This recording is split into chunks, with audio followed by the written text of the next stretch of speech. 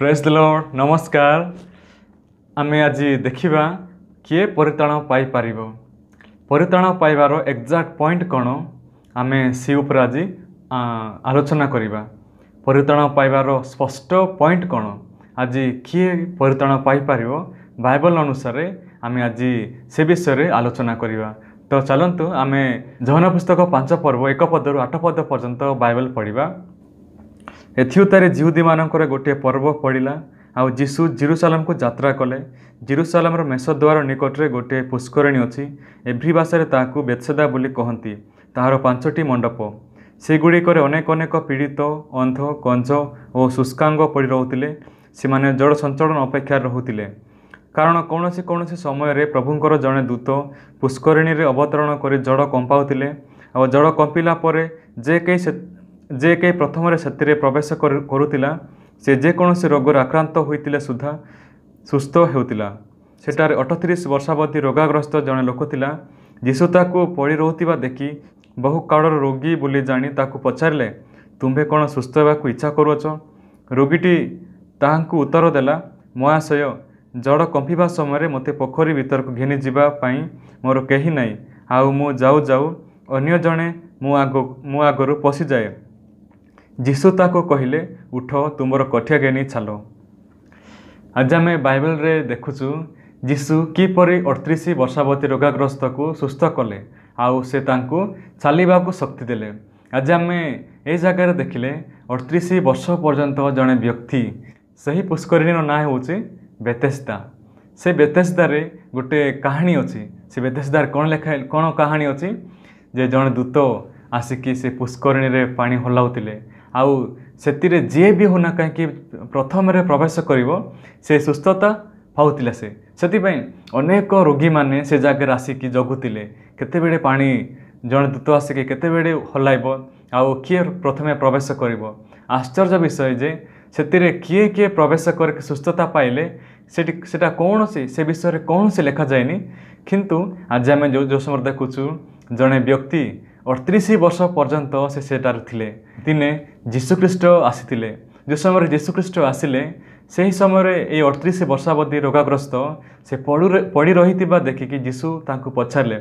जीशुको हृदय रे जीशु को लोक मानक देखि खोजिले जो माने कि जीशुख्रीष्ट कहीं अन्य लोक मानक पाखक गले नहीं आउ अन्य माने भी तो थिबे जो माने कि सुस्थता पाइबा अपेक्षा करुथिबे वर्ष वर्ष धरिकी। किंतु यही रोगी पाखकू यही रोगी निकटकू जीशुख्रीष्ट कहीं गले। जीशुख्रीष्ट परम से होचंती ईश्वर आउ से होचंती आमानक हृदयर कर्ता। से परमेश्वर आमानक हृदय को जानती आमानक हृदय को से अनुसंधान करती आउ जीशुख्रीष्ट मध्य से आमानक हृदय को से खोजुचंती।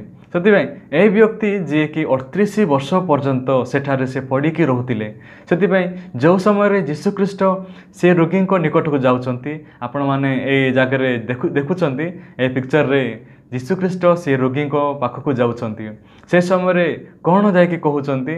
आमे जदि 6 पदरे वाक्य को देखिबा ए जगह स्क्रीन रे लिखा है देखंतु 6 पदरे जीशु ताकू पड़ी रोहिबा देखि बहु कालीर रोगी बोली जानी ताकू पचारे तुम्हें कौन सुस्थ होगा इच्छा करुच।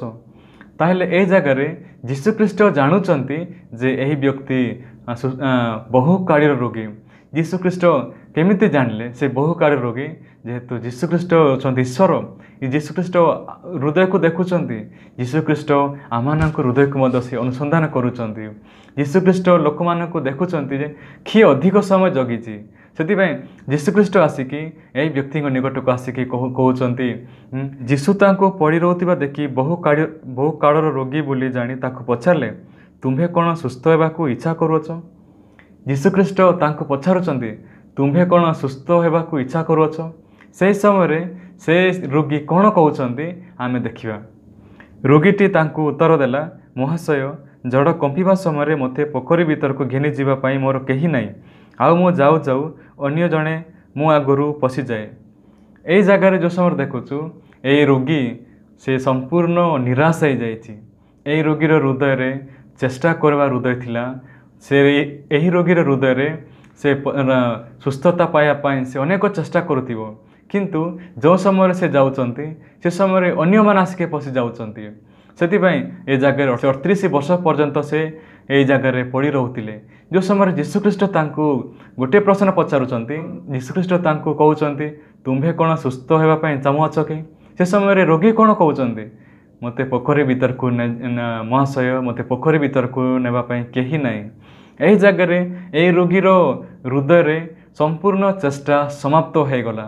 ଏହି ରୋଗୀର ହୃଦୟରେ ମୁଁ ସୁସ୍ଥତା ପାଇବି, ମୁଁ ଦିନେ ସୁସ୍ଥତା ପାଇବି, ଏହି ସମସ୍ତ ଚେଷ୍ଟାରୁ ସେ ସବୁ ହାରିଗଲେ। ସେଥିପାଇଁ ସେ କ'ଣ କହୁଛନ୍ତି? ମୁଁ ଆଉ ଯୋଗ୍ୟ ନାହିଁ, ମୁଁ ଆଉ ସୁସ୍ଥତା ପାଇବି, ମୋତେ ପୋଖରୀ ଭିତରକୁ ନେବା ପାଇଁ କେହି ବି ନାହାନ୍ତି। ଏଇଟା ଗୋଟେ ପଏଣ୍ଟ, ଗୋଟେ ଲୋକକୁ ଯୀଶୁଙ୍କୁ ଭେଟିବାର ପଏଣ୍ଟ।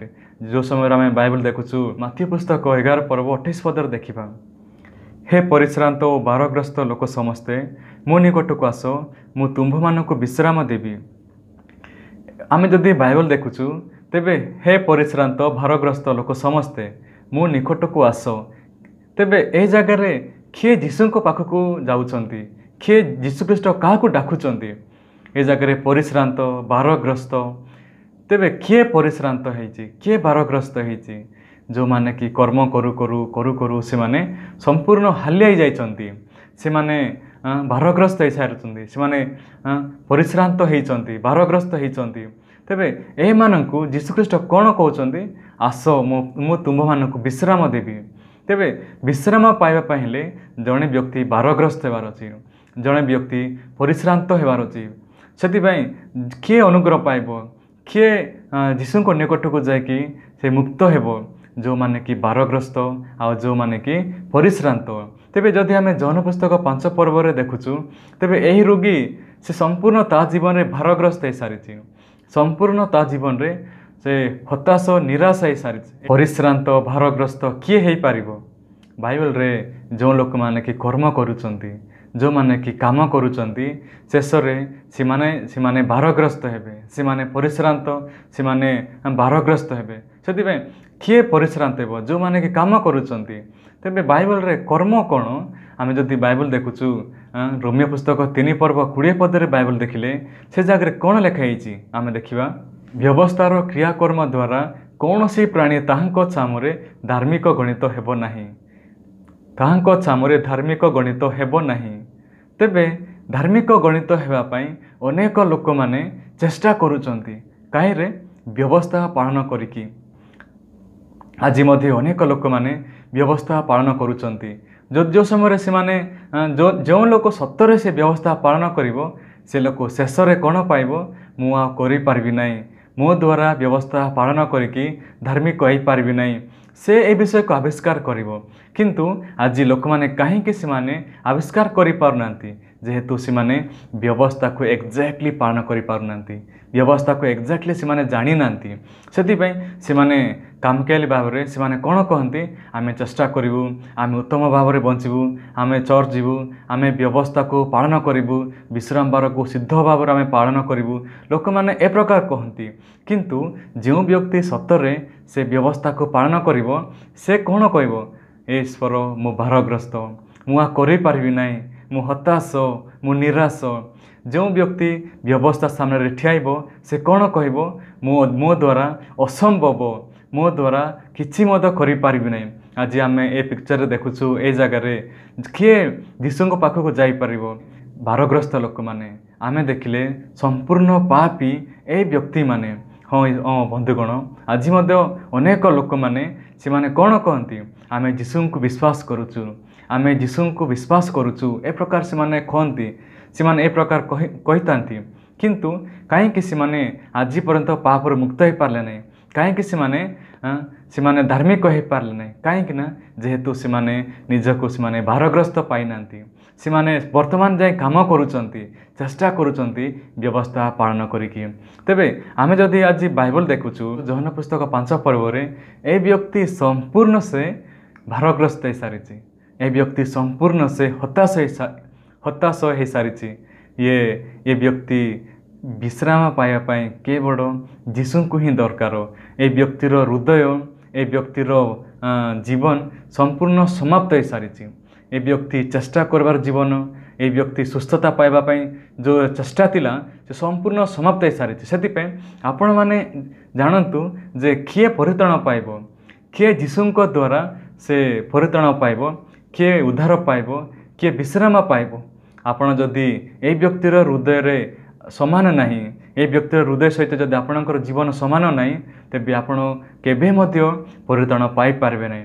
हाँ बंधुगण मु दिने जो समय बंचुली से समय जो समय मु 17 वर्ष होती से समय मु सुसमाचार को शुणिली बाइबल जो समय मु शुणी से समय ता पूर्वर मो चर्च जाऊली बाइबल पढ़ुली मु चेष्टा करुली व्यवस्था पालन करके मो स्वर्ग को जीवी मु चेष्टा करुली उत्तम भाव में बंचिकी मो जीवन को सेठी भलरे बचापी किंतु जो समय मो वाक्य को शुणिली से समय जानी पारली मो जन लोक जे कि ए व्यक्ति संगे समान मो जन लोक जे कि हताश हो सारी मु व्यवस्था पालन करुली किंतु बांगुली पालन करुली आउ बांगुली तो मु केबे मध्य जानी नथिली जे मो जन लोक जे कि व्यवस्था पालन करि पारबी नै किंतु दिने मु आविष्कार कली जो समय मो सुसमाचार को शुणिली मो से समय जानी पारली जे मो जन लोक जे कि व्यवस्था को पालन करि पारिबो नै सेति जीशु ख्रीष्ट काहे जगत को आसिले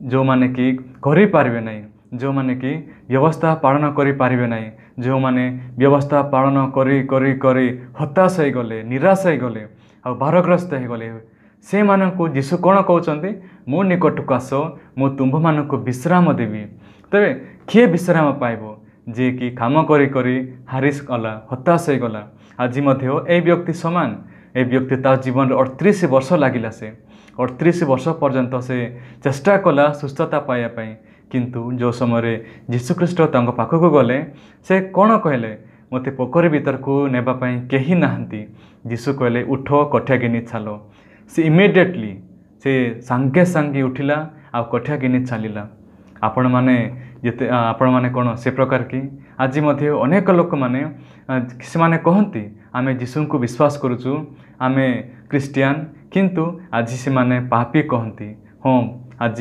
परमेश्वर आम मानकु विश्राम देले परमेश्वर जीशु ख्रीष्ट आम मानकु विश्राम देले से आम मानकु मुक्त कले मु मध्य जो समय 17 वर्ष हेली से समय मु सुसमाचार को शुणिली मु हताश होइतिली मु निराश होइतिली मो जीवन रे मु व्यवस्था पालन करिकी धार्मिक हेबी ए प्रकार चिंता द्वारा मु बंचुतिली किंतु जो समय मु जानिली जे मो व्यवस्था पालन करि पारबी नै मो द्वारा असंभव मो जन लोक जे कि हताश होइतिबा लोक मो जन लोक जे कि 38 वर्षावधि रोगाग्रस्त सदृश मो जन लोक जे कि मो परिश्रम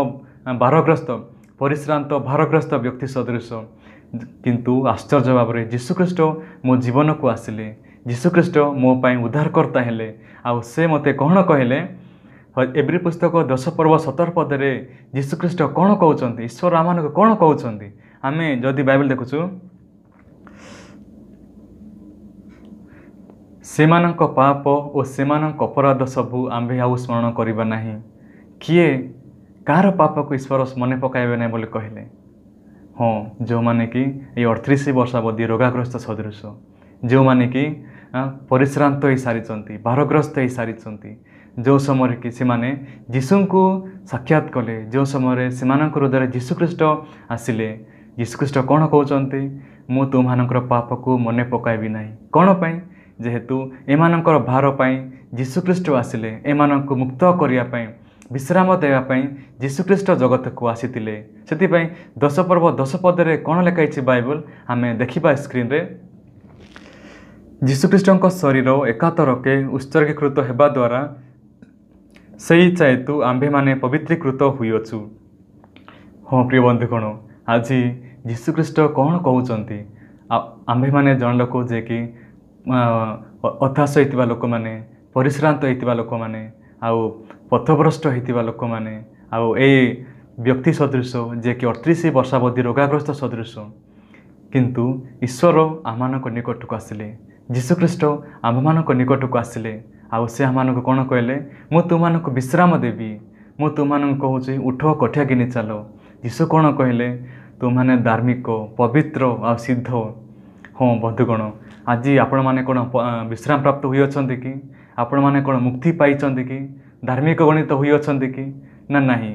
आज आम बाइबल देखिले मूल्यवान विषय हूँ मो जन लोक जे कि हताश होगा लोक थिला किंतु ईश्वर मते दया कले अनुग्रह द्वारा धार्मिक बोली गणित कले। आज आम आशा करे आपण माने एई सुसमाचार को शुणिकी अनुग्रह को पाइतिबे। आउ आसंता समय आउ तार देखाइबा एतिकी मु कहबी। धन्यवाद, बहुत बहुत धन्यवाद, नमस्कार, थैंक यू।